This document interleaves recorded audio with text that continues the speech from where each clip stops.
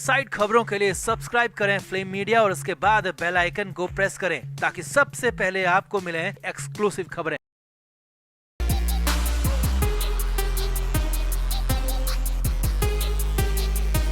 लोकसभा चुनाव के आखिरी चरण की वोटिंग भी खत्म हो चुकी है और एग्जिट पोल भी आ गया है। जी हां, आखिरी चरण की वोटिंग खत्म होते ही टीवी चैनलों में एग्जिट पोल्स आना शुरू हो गए और इसमें देश के साथ साथ महाराष्ट्र की भी सियासी तस्वीर सामने आ गई है। किस पार्टी को कितनी सीटें मिलने जा रही हैं साफ साफ पता लग चुका। अब एग्जिट पोल जैसे ही आया महाराष्ट्र में कोहराम मच गया। उद्धव ठाकरे बीजेपी नेताओं के साथ संपर्क करने लगे तो मातोश्री में ताबड़तोड़ मीटिंग भी होने लगी और यही नहीं, शिंदे गुट और बीजेपी का लोकल गुट भी एक्टिव हो गया। देवेंद्र फडणवीस के घर पर यहां भी बैठक होने लगी। तो बताते हैं आपको सब कुछ क्या है सियासी संग्राम जो महाराष्ट्र में मच गया है एग्जिट पोल आने के बाद। आप भी इस वीडियो को शेयर करें और कमेंट बॉक्स में अपनी राय जरूर दें।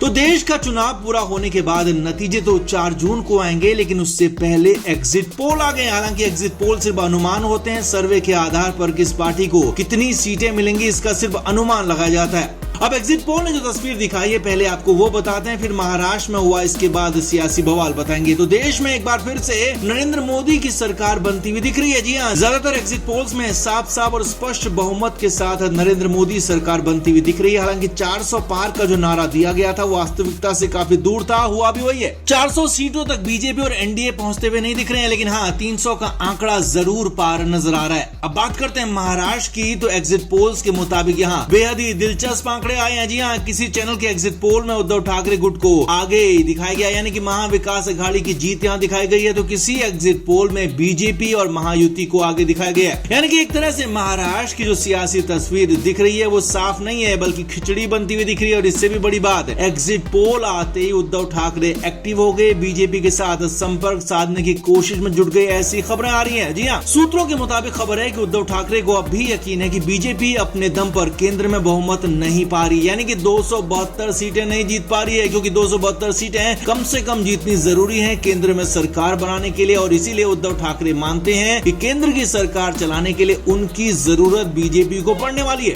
जी हाँ, ये बड़ी खबर आपको बता रहे हैं। सूत्रों के मुताबिक बीजेपी की तरफ से उद्धव ठाकरे को संपर्क किया गया है। जी हाँ, और उद्धव ठाकरे ने भी बीजेपी में अपने करीबी नेताओं को संपर्क किया है और सरकार बनाने की सूरत में साथ आने की बात कही है। यानी कि उद्धव ठाकरे को एग्जिट पोल के बाद लगने लगा है कि बीजेपी अकेले दम पर केंद्र में सरकार नहीं बना पाएगी, तो वो खुद उनको सपोर्ट करेंगे। जो कि कल तक बीजेपी को पानी पी पी कर कोस रहे थे, गालियां दे रहे थे, अब उनके ही साथ जाने के लिए आतुर नजर आ रहे हैं। हालांकि दूसरी तरफ शिंदे गुट और बीजेपी के लोकल नेताओं की भी मीटिंग हुई है, क्योंकि शिंदे गुट और खुद डिप्टी सीएम देवेंद्र फडणवीस अब उद्धव ठाकरे को किसी भी कीमत पर बीजेपी के साथ आने नहीं देना चाहते हैं। लिहाजा जैसे उन तक भी खबर पहुंची कि उद्धव ठाकरे बीजेपी के साथ संपर्क करने की कोशिश में है, तो उन्होंने भी मीटिंग बुला ली। तुरंत आनंद फानंद में फैसला लिया गया कि अगर ऐसा होता है, यानी कि अगर उद्धव ठाकरे बीजेपी के साथ आते हैं, उनको साथ देने का फैसला होता है, तो इस फैसले का इसका विरोध किया जाएगा।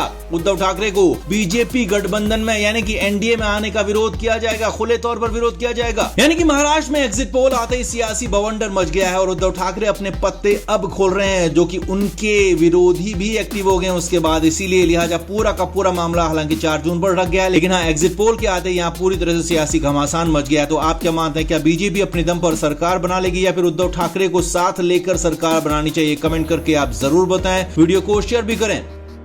तो 4 जून को लोकसभा चुनाव के नतीजे आने हैं, उससे ठीक पहले 1 जून को आखिरी चरण की वोटिंग होगी और उसी 1 जून को दिल्ली में एक बड़ी बैठक होनी है इंडिया गठबंधन की। कांग्रेस के राष्ट्रीय अध्यक्ष मल्लिकार्जुन खड़गे ने इंडिया गठबंधन की बैठक बुलाई है, जिसमें चुनाव के बाद रणनीति क्या होगी, सरकार बनाने के लिए क्या करना होगा, इसे लेकर बातचीत होनी है और रणनीति बनाई जानी है। अब इस बैठक में सारी पार्टियों के नेता पहुंचेंगे, यानी कि इंडिया गठबंधन में जो पार्टियां मौजूद हैं उन पार्टियों के बड़े नेता या कहें कि सबसे बड़े नेता इस बैठक में पहुंचेंगे। लेकिन इसी बैठक में आने से उद्धव ठाकरे ने साफ साफ इनकार कर दिया है। इंडिया गठबंधन के सभी नेताओं को इसमें बुलाया गया और ज्यादातर नेता इसमें पहुंचने भी वाले हैं, लेकिन उद्धव ठाकरे ने आने से साफ मना कर दिया है। और ना तो उद्धव ठाकरे इस मीटिंग में आने वाले हैं और ना ही उनके सबसे करीबी और भरोसेमंद संजय राउत भी इसमें आएंगे। जी हाँ, ये और बड़ी खबर है, क्योंकि इससे पहले कभी ऐसा हुआ नहीं कि जरूरी मीटिंग में ये दोनों ही नेता नदारद रहे हैं। शिवसेना यूबीटी में या तो उद्धव ठाकरे फैसले लेने के लिए जाने जाते हैं या फिर उनकी जगह पर संजय राउत होते हैं, यानी कि यही दोनों बड़े नेता हैं। और इस बार भी यही उम्मीद थी कि या तो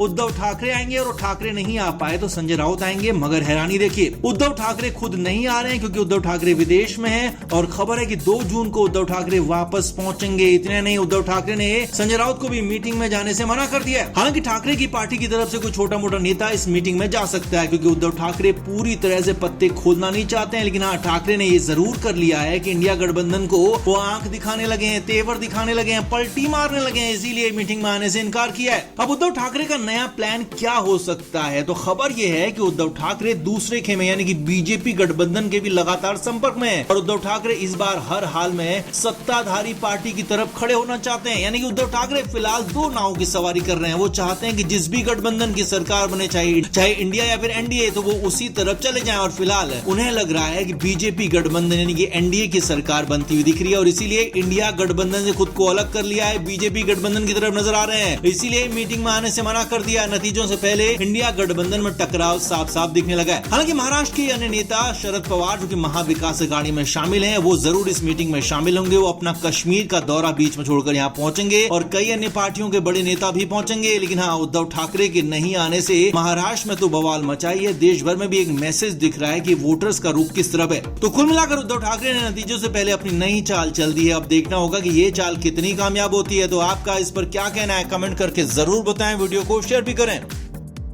तो जैसे जैसे चुनाव के नतीजों की तारीख नजदीक आ रही है, नेताओं की धड़कनें बढ़ती जा रही हैं। महाराष्ट्र में तो खासा बवाल हो गया और हालात ऐसे हो गए हैं कि शरद पवार और उद्धव ठाकरे के बीच ही झगड़ा हो गया और वो भी भरी मीटिंग में। जी हाँ, ऐसा ही कुछ हुआ। असल में बीच में कुछ दिन पहले शरद पवार ने एक बयान दिया था कि एक समान विचार वाली पार्टियां चुनाव नतीजों के बाद एक साथ जा सकती हैं और उद्धव ठाकरे को लेकर इशारा दिया था कि ठाकरे चुनाव नतीजों के बाद बीजेपी के साथ जा सकते हैं और उसके बाद से उद्धव ठाकरे नाराज बताए जा रहे थे। लेकिन अब तक ठाकरे ने इस पर खुलकर सार्वजनिक रूप से कभी कुछ कहा नहीं। तो ऐसे में इसी नाराजगी के बीच एक बैठक बुलाई गई थी उद्धव ठाकरे के घर मातोश्री में। ये बैठक हुई जिसमें शिवसेना यूबीटी के अलावा एनसीपी, शरद पवार और कांग्रेस के नेता भी शामिल हुए। अब मीटिंग तो वैसे चुनाव नतीजों के बाद रणनीति क्या होगी, क्या किया जाएगा, इसे लेकर बातचीत के लिए बुलाई गई थी। लेकिन इसी मीटिंग में शुरुआत होते उद्धव ठाकरे ने कहा कि मीडिया में हमारी पार्टी को लेकर दूसरी पार्टी के नेता बयान ना दें। ठाकरे ने कहा कि हम कहीं भी जाएंगे या नहीं जाएंगे ये हम बताएंगे, कोई दूसरी पार्टी वाले नहीं बताएंगे। अब सूत्रों के मुताबिक यहीं पर शरद पवार ने कहा कि मैंने तो कभी नहीं कहा कि उद्धव ठाकरे बीजेपी के साथ जा सकते हैं, मैंने सिर्फ समान विचार वाली पार्टियां कहा और मीडिया ने उस बयान के अलग मतलब निकाल लिए। यहाँ पर उद्धव ठाकरे ने भी तुरंत जवाब दिया। ठाकरे ने कहा कि मैंने आपका नाम नहीं लिया। तो तुरंत पवार ने कहा लेकिन तुम्हारा इशारा तो मेरी तरफ था। इस पर ठाकरे भी बोलने लगे, तू मैं शुरू हो गई, भयंकर बवाल हो गया, सिर्फ टव्वल हो गई है। जी हाँ, सूत्रों के मुताबिक खबर है कि उद्धव ठाकरे ने शरद पवार की उम्र का लिहाज भी नहीं किया, भड़क गए। काफी देर तक दोनों के बीच में तू मैं होती रही, बातचीत होती रही, बोलते रहे,